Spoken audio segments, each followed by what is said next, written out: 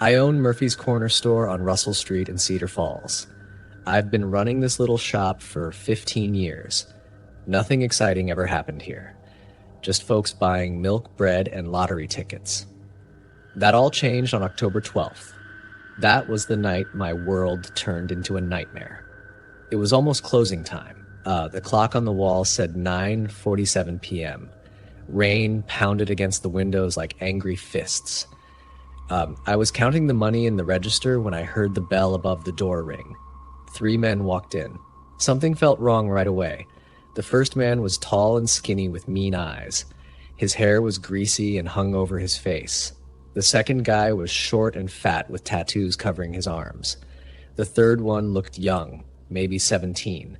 His hands shook like leaves in the wind. "Can I help you boys?" I asked, trying to sound normal. My heart started beating faster. The tall one smiled, but it wasn't a nice smile. "Yeah, old man, you can help us a lot." That's when I saw the gun. The fat man pulled out a black pistol and pointed it right at my chest. "Open that register now, or we'll paint these walls with your blood." My hands started shaking so bad I could barely move. The key to the register felt heavy in my fingers. "Please," I said. "Just take the money and go. I won't call the police." The young kid laughed, but it sounded scared. "He thinks we're just going to take his money and leave." The tall man walked behind the counter. He grabbed my arm so tight it felt like my bone might break. "Where's the safe, Murphy?" How did he know my name? Fear crawled up my spine like ice-cold fingers. "There's no safe, just what's in the register." He squeezed harder. I felt something pop in my shoulder. Pain shot down my arm. "Don't lie to me. Every store has a safe. I swear, there's no safe." Tears started running down my face. I couldn't stop them. The fat man with the gun got angry. His face turned red. "He's lying. Search the back room." The young kid ran to the storage area behind the counter. I heard him throwing boxes around, breaking things. My wife's picture fell off the shelf and shattered on the floor. That picture was the only thing I had left of Sarah since she died last year. "Stop!" I yelled. "Leave her picture alone." The tall man laughed and ground his boot into the broken glass. "Ah, did we hurt your feelings?" Something snapped inside me. I'd been scared, but now I was mad. Really mad. I grabbed a bottle of soda from the counter and swung it at his head. It connected with a loud crack. He stumbled backward, blood streaming from his forehead. "You stupid old fool!" The gun went off. The sound was so loud my ears rang. The bullet hit the wall behind me, not sending chunks of plaster flying. One piece cut my cheek. I felt warm blood running down my face. "Next one goes in your gut!" the fat man screamed. The young kid came back from the storage room. "There's nothing back there but old boxes and rat poison." "Rat poison?" The tall man wiped blood from his eyes. He looked at me with pure hate. "Maybe we should make the old man eat some." My stomach felt like it dropped into my shoes. These weren't just robbers. They were crazy. They wanted to hurt me bad. The fat man kept the gun pointed at me, while the tall one grabbed the rat poison from the back room. It was old stuff, the kind that could kill a person. My grandfather used it to kill rats in the basement when I was little. "Open your mouth," the tall man said, holding the box. "Please, no. I have grandchildren. They need me." "Should have thought about that before you hit me." The young kid looked sick. "Maybe we should just take the money and go. This is getting too heavy." The fat man turned the gun on him. "You getting soft on us, Tommy?" "No. We said no killing." Plans change. The kid named Tommy looked like he might throw up. I could see he didn't want to be here. Maybe I could use that. "Tommy," I said, looking right at him, "you don't have to do this. You're young. You can still walk away." The tall man grabbed my jaw with his bloody fingers. "Shut up." He started pouring the poison into his hand. "Last chance to tell us where the real money is." I looked at the register. There was maybe $300 in there. That was it. That was all I had. That's everything. I swear on my wife's grave. Something in my voice must have convinced him. He looked mad, but he believed me. 300 lousy dollars.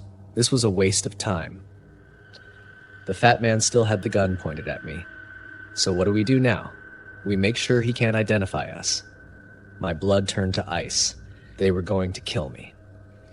After 15 years of serving this neighborhood, helping kids buy candy, letting people pay later when they were short on money, I was going to die on my own floor. The bell above the door rang again.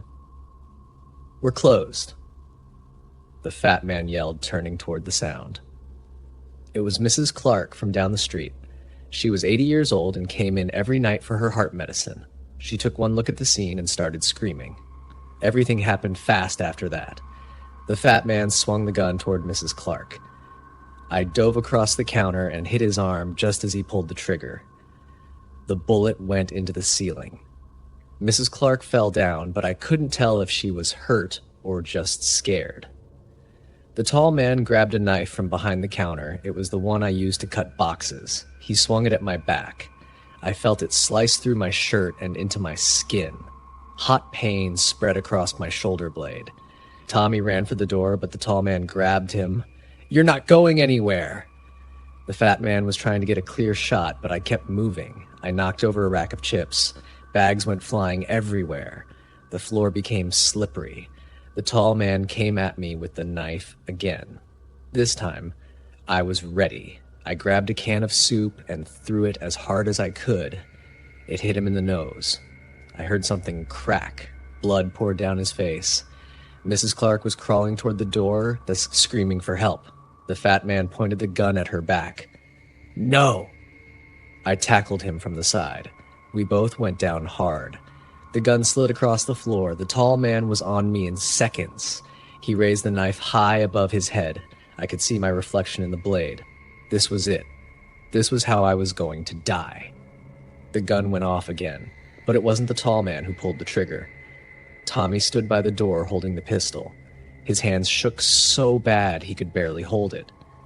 The tall man looked down at his chest in surprise. A red stain spread across his shirt. "You shot me," he said, like he couldn't believe it. Then he fell forward onto me. I pushed him off and crawled away. He wasn't moving anymore. His eyes stared at nothing. The fat man got up and started running for the back exit. Tommy pointed the gun at him, but didn't shoot. The man crashed through the back door and disappeared into the night. Police sirens wailed in the distance. Someone must have heard the gunshots. Mrs. Clark was still alive, just scared. Tommy dropped the gun and sat down hard on the floor. "I didn't mean to kill him," he said, crying. "I just wanted him to stop." I looked at the blood on my hands, the broken glass, the body on my floor. My little corner store would never be the same. Neither would I. When the police arrived, they found me sitting behind the counter, holding Mrs. Clark's hand, trying to stop shaking. The tall man was dead. The fat one got away and they never caught him. Tommy went to jail, but only for 2 years since he saved our lives. Sometimes I still see him around town. He always looks away when we pass on the street. I kept the store open, but I hired help for the night shift. I can't be alone here after dark anymore. Every time that bell rings after sunset, my heart starts racing. Every shadow looks like someone with a gun. That was 6 months ago, but I still wake up screaming. I still smell the gunpowder. I still see that knife coming down at my face.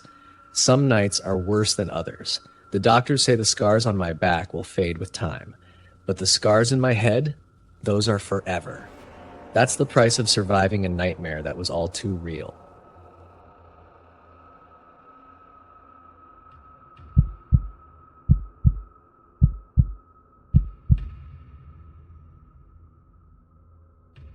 The rain came down like nails on the roof.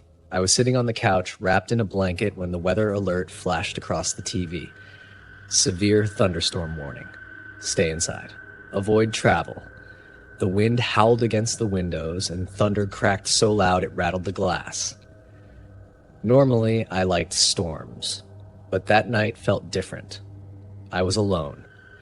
My boyfriend Mark was out of town on a work trip. The house felt too big without him. Every creak sounded like a footstep, every gust of wind like a knock on the door. At 10:30 p.m., the power went out. The house fell into silence, except for the hammering rain. The TV went black, the hum of the refrigerator stopped, and the only light came from the occasional white flash of lightning through the curtains. I got up, heart pounding, and fumbled for my phone. It had 12% battery left. I turned on the flashlight and headed toward the kitchen to find candles. That's when I heard it, a sound I will never forget. The back door creaked. Not the usual creak when the wind moves it. This was slower, deliberate.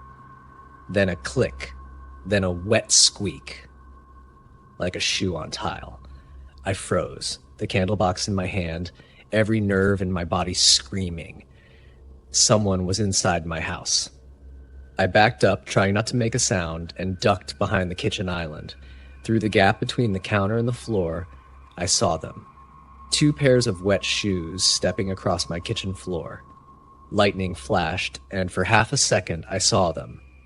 2 men, both in dark hoodies, water dripping off their clothes. One of them carried a crowbar. My chest felt tight, like I couldn't get enough air. They didn't rush. They moved slow, like they had all the time in the world, like they knew I was there and were enjoying it. I grabbed my phone and texted Mark with shaking fingers. "Someone in the house. Call 911. Then I turned the sound off and crawled toward the hallway. Every movement felt impossibly loud. My knees on the hardwood, my breathing too sharp. Another flash of lightning lit the kitchen, and I saw one of them look toward the hallway. I ducked behind the wall just before his flashlight beam swept past. I needed to get upstairs. My bedroom had a window that opened onto the porch roof. If I could climb out, maybe I could run. I made it to the stairs, but just as I put my foot on the first step, I heard a voice. "Upstairs," one of the men said. His voice was calm, almost casual. The other one chuckled. They were coming for me. I ran. The stairs groaned under my feet as I sprinted up, 2 at a time. I slammed my bedroom door shut and locked it, then shoved the dresser in front of it. My heart was beating so hard it hurt. I went to the window and tried to push it open, but it was swollen from the rain. It wouldn't budge. Downstairs, I heard them moving. Boots on wood, drawers opening and closing, things falling. Then silence. Then the sound of them coming up the stairs. The first hit against the door made the whole dresser jump. I backed away, gripping the only weapon I had, a heavy glass lamp. Another hit. The wood cracked. A third hit, and the lock broke. The dresser slid back an inch. "Come on, sweetheart," the first man said. "Don't make this hard." The dresser scraped forward again, and a hand appeared through the gap, reaching. I swung the lamp as hard as I could. It shattered against the doorframe, and the hand disappeared with a curse. "You little bitch!" the second voice shouted. Then I heard the metallic sound of the crowbar, and the door splintered. I ran into the closet and climbed onto the top shelf, pulling the door shut behind me. I could hear them in my room now, boots crunching on broken glass. "She's hiding," one of them said. I covered my mouth to keep from breathing too loud. The closet door swung open. A flashlight beam swept across the floor, the walls, the hanging clothes, then stopped. On me. "Found her," the man said softly. He grabbed my ankle and yanked me down hard. My head slammed against the wall, stars exploding in my vision. I kicked and screamed, but he was stronger. He dragged me out by my legs, my nails tearing at the carpet. "Shut her up," the other one said. A rough hand clamped over my mouth. I bit down as hard as I could. He yelled and let go, and I scrambled toward the door. But the second man stepped in front of me and hit me in the stomach with the crowbar handle. I collapsed, gasping for air. "Stop fighting," the first one said. I didn't. I grabbed the broken lamp base and smashed it into his knee. He screamed and fell, and I bolted out of the room, down the stairs, slipping on the wet floor. I made it to the kitchen, heart pounding, when something grabbed my hair from behind and yanked me backward. I slammed into the tile, my elbow cracking against it. Pain shot up my arm. He knelt on my chest, pinning me down. Lightning flashed again, and I saw his face for the first time. He wasn't smiling now. I thrashed, clawing at him, and this time my nails caught his cheek. He cursed and pressed harder. But before he could do more, red and blue lights flashed across the windows. The deputies were here. The men ran for the back door, disappearing into the storm. The deputies found me on the kitchen floor, soaked and shaking, but alive. They took my statement, searched the property, and found the splintered door, the broken furniture, my blood on the floor, but the men were gone. Gone into the rain. That was 2 months ago. The locks have been replaced. I installed cameras and motion lights, got a new dog, and learned to shoot better at the range. People keep asking if I'm scared to stay here. I'm not. That night didn't break me. It woke me up. If they ever come back, they'll find a very different Amelia waiting.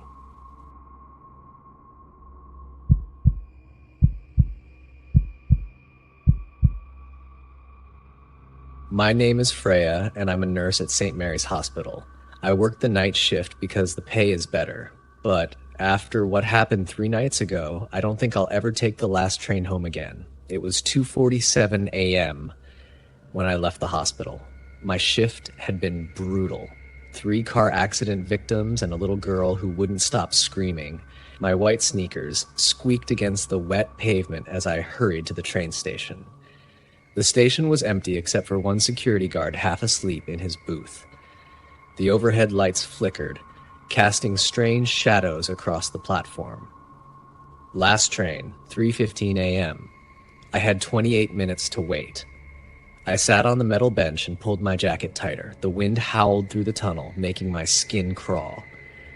I tried scrolling through my phone, but I kept feeling like someone was watching me.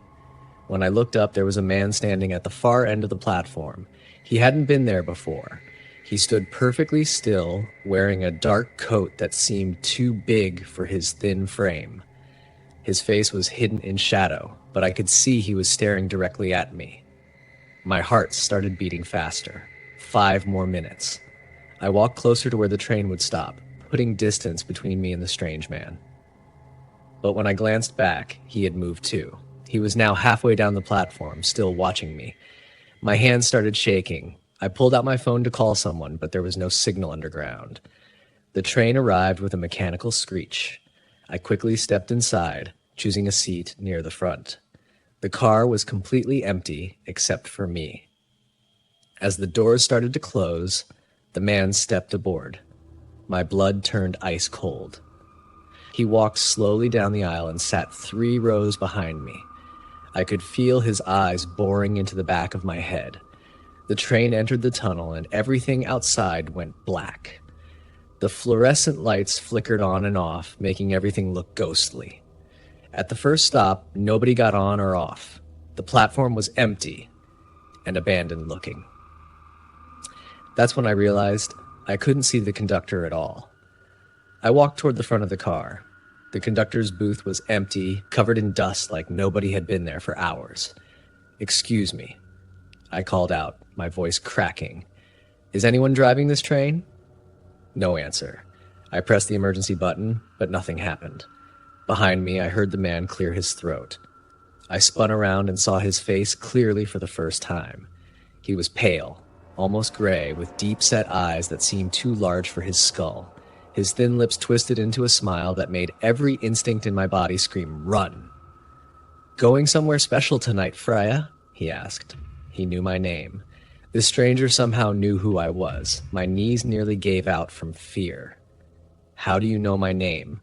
I whispered. He tilted his head like a curious dog. "I know lots of things about you, Freya. I know you work at St. Mary's Hospital. I know you live alone in apartment 4B on Boylston Street. I know you take this train every Tuesday night." He had been watching me, studying me. This wasn't random. This was planned. "What do you want?" I backed toward the front of the car. He stood up slowly, his movements stiff and mechanical. "I want to play a game with you, Freya, a very special game." The train approached the next station, but when it stopped, the platform outside was pitch black. Even worse, the doors didn't open. I pressed the door release button over and over, but nothing happened. We were trapped together in this metal box. "The doors won't open, Freya," he said, much closer now. "Not until we finish our game." I spun around and saw he had moved 3 rows closer. His eyes gleamed in the flickering light, and that horrible smile had grown wider. He reached into his coat and pulled out a small plastic bag. Inside was my hospital ID badge, the one that should still be clipped to my uniform. I looked down at my chest. The badge was gone.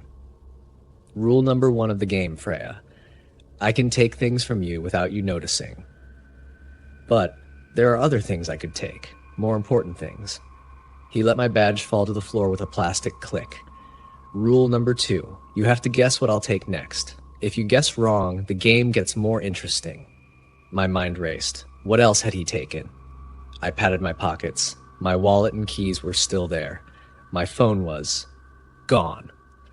My phone, I said, trying to keep my voice steady. He shook his head slowly. Wrong. That's when I noticed my left shoe felt loose. I looked down and saw my shoelace was completely missing. He had somehow removed it without me feeling anything. Rule number 3, Freya, I'm very good at this game. I've played it many times before with other nurses, other women who take late trains home alone. The way he said other women made my stomach turn. What had happened to them? The train stopped in the middle of a tunnel. Everything outside was complete darkness. The engine shut off, filling the car with awful silence. Final round, Freya, he said, now just 2 rows away. Guess what I'm going to take next, and the game ends. Guess wrong, and the game continues for a very long time. I was pressed against the front window with nowhere to run. My heart pounded so hard I thought it might burst. I had to get this right. My life depended on it. What could he take? He had my badge, my shoelace, my phone. What else was there? Then I saw him looking at my neck, and I understood. My necklace, I said quickly. You're going to take my necklace. His smile faded. Very good, Freya. You win this round. He pulled out a thin gold chain. It was the necklace my grandmother had given me. I hadn't even realized it was missing. The train jolted suddenly and began to move again. The lights stayed on this time. When I looked back, the man was gone. I grabbed my things from the floor, clutching them tight until the train reached my station. I walked home quickly, checking over my shoulder the entire time. I didn't sleep that night, but the next day I still went to work. I switched my shifts to mornings. I still take the train sometimes, but never the last one. And every time I step onto a train car, I look carefully at every face. Because somewhere out there, the man in the dark coat is still playing his game.